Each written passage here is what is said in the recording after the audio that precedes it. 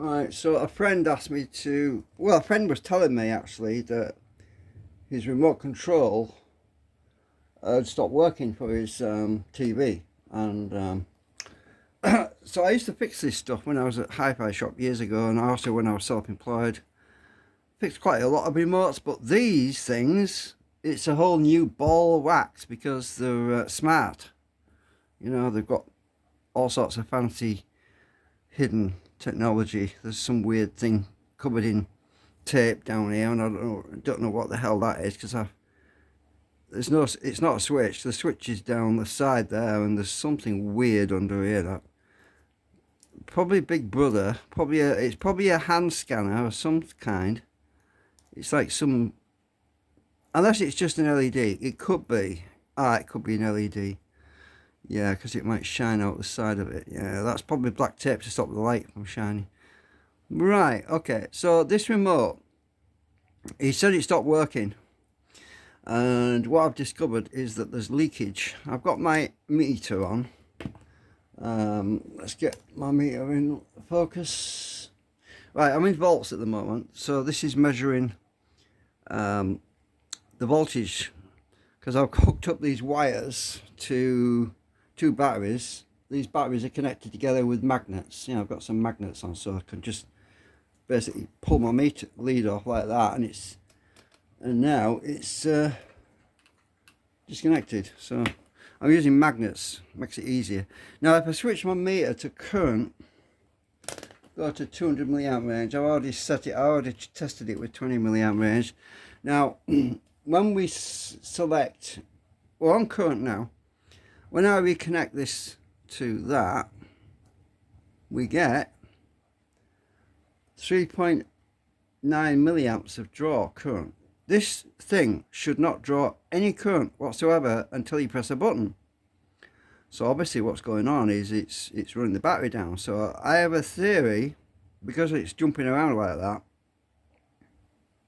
I've got a feeling that this capacitor here has shorted or gone leaky. It's going partially leaky because that's the reason the voltage is going up down. This thing shouldn't be powered up at all. So the guy was telling me that it stopped working, right? And he just put new batteries in it. Well, I'm thinking, right, so if he put new batteries in it and he went to bed and didn't use it for a day or two or whatever, most likely the batteries died within 24 hours, because if it's drawing 3.9 milliamps and he put cheap batteries in this, it's going to be flat really quick. So that's what I'm thinking. It's got a bad capacitor. Now I can only see this capacitor in it. Oh, that's interesting. Now it's gone to 0.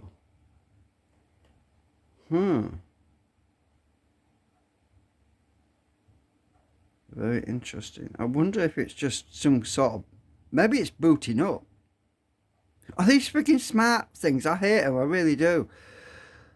So if this thing is like a computer, right, and it's just booted up, that could explain why the current's just suddenly stopped. Because I haven't touched now. Just to make sure, I don't want to disturb the clip that's magnetically coupled down here.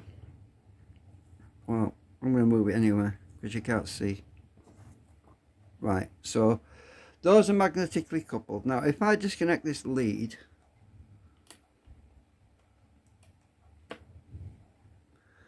and wait a minute or two, well, a few seconds, plug it back in. It's doing it again, look.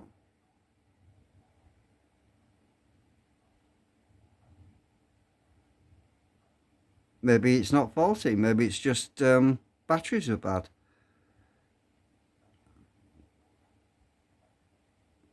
It seems to be doing something because it's obviously it must have a smart computer in this thing.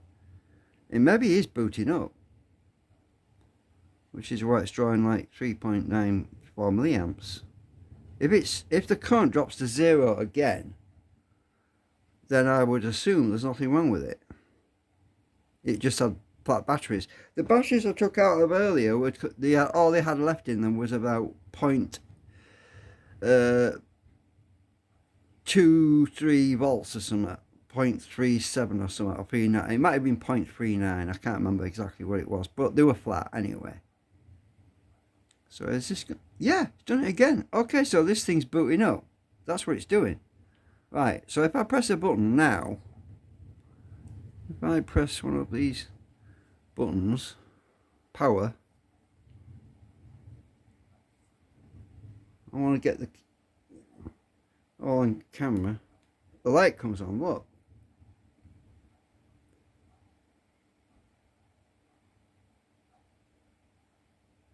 So does it go to sleep after a few seconds? Is that what it's doing?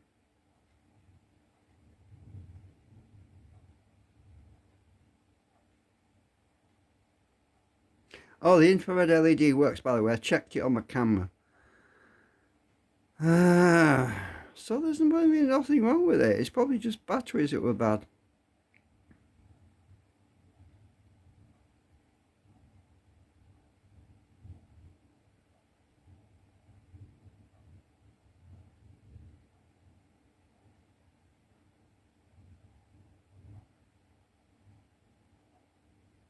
Still, it shouldn't be consuming 4 milliamps for all.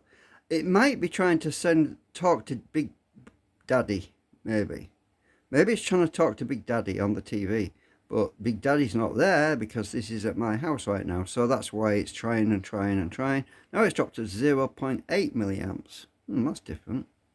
I haven't seen that before. Let's press OK.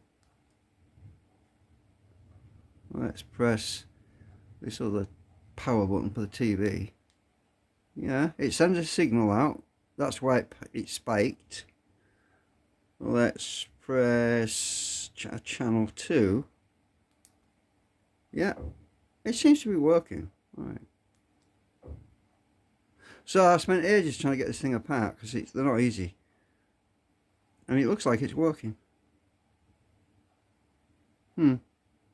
Okay. Well, we've taken it apart.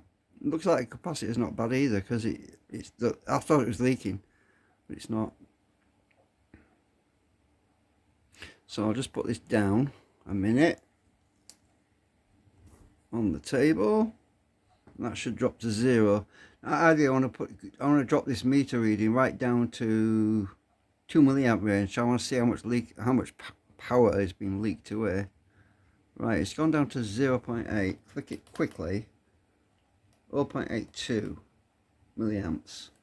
So it's drawing less than a milliamp, which is pretty good, I suppose. But it shouldn't be drawing anything really when it's not being used. The older remote controls in the old days, yeah, they didn't draw any current at all until you press the button. But this thing is doing weird things. So yeah, looks like I'm going to be going to see him tomorrow and surprise him. Yeah, I honestly thought that this capacitor had gone bad, but on this situation, there was no logical reason why it would have done because it's not leaking, it's not bulging, there's no corrosion around anywhere. Everything looks clean. I was going to wash this thing in alcohol, actually. I was going to wash the whole thing in alcohol, which you can do, but it looks like it's not that. Looks like the batteries are just bad. 0.75. Anyway, I'll put this back on higher current because I can leave it on 20 milliamp range, I suppose, because if I press a button, it's well within its range on 20 milliamp range. Let's push the microphone button. Right, yeah, it peaked and then it dropped down. So yeah, seems to be, I don't want to short these out. So if we look at the front of the remote, I don't know what TV it is, I didn't bother looking. Like when you've seen one remote, you've seen them all. Well, I used to be able to say that, but right, press number 2. That little light, that's what it is in the corner, it's all LED. So when I press these buttons, the light flashes, as you can see. Right, seems to be fine. Obviously I can't test it because the TV's not here. So as long as it goes into quiescent current, which is low level current, quiescent as in very tiny. As long as it does that, we should be alright.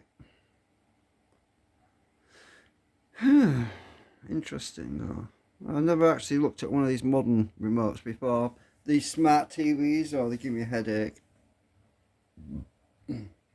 Yeah, it's dropped back down to 0.05 milliamps, which is well within what you would expect for highly efficient electronic circuits in the standby mode.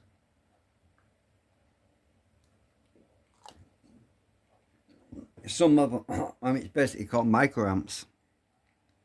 Not milliamps, microamps when it gets down to that level. Anyway, just a very short video. It looks like I haven't got anything to fix. I was about to remove the capacitor, well, take it out of circuit, clip one of the legs on it and check it, but I don't need to do that because it's obviously not capacitor, because if it was, it wouldn't be repeatable.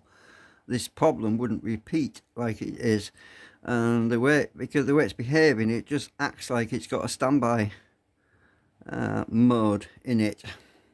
So I'm really kind of sad that my friend has been without his remote control for his TV for months now because of freaking batteries. Oh god, unbelievable, isn't it? So I don't know if I can find them batteries in here. Oh, so they were, hang on, Agfa. So the batteries were these things, Agfa. Obviously not very good. The ones I'm using right now are rechargeables, by the way. These,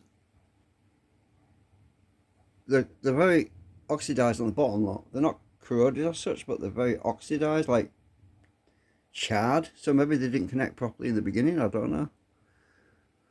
Oh well, they are definitely flat. I'll show you what I mean. If I take my meter probe up there and put it on 2-volt range and get my other, actually I'll just get my magnet up here, stick my magnet on this end and stick that other magnet, if I can get it off here, on that end, and my meter probe on here. If you look at that, oh, I've got it wrong way around, but it doesn't matter. It says 0.394 volts. Don't know if you can read that. 0.122 volts. So no wonder the damn thing didn't work.